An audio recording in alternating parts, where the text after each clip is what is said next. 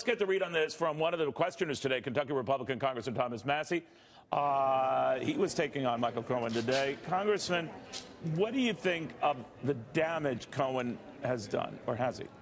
I think he did damage to the Democrats' case. Self-inflicted wounds. He's the least credible witness we've had in the Oversight Committee since I've been in Congress. And if this was a foundation for impeachment or some prosecution of the president, this is a very crumbly cornerstone they have laid.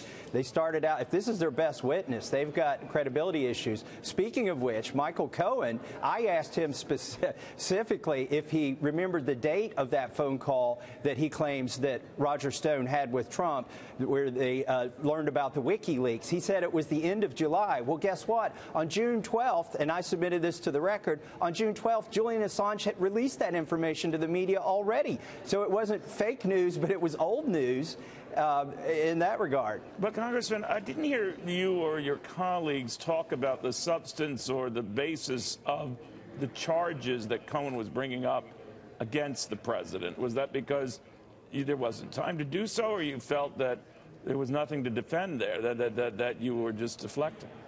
Well, I think the president was exonerated somewhat in my line of questioning to Cohen. I asked him if he knew what a good lawyer was. Does a good lawyer have a responsibility to provide good legal advice? And he said yes. I asked him, was he a good lawyer when he made the payments to Miss Clifford's?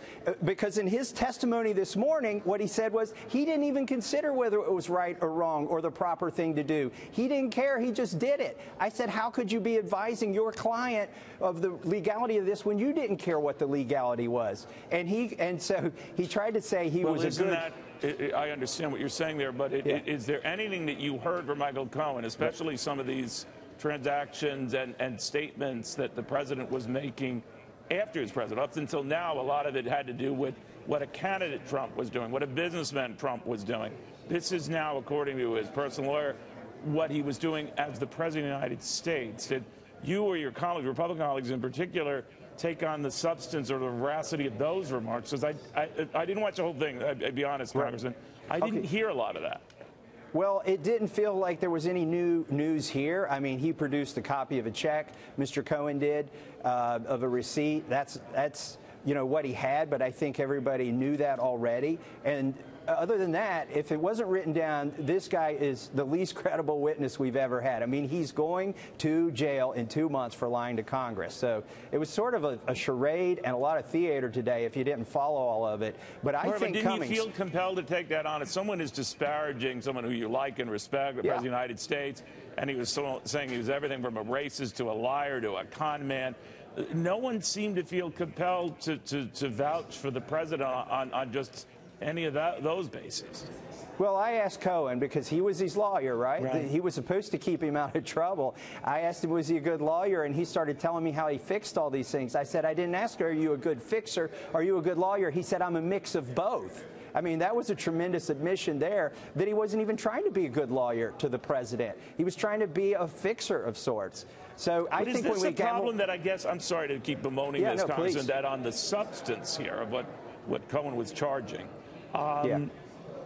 there wasn't much disputing from, I could see, you know, Democrats on the committee going along and this isn't, you're right.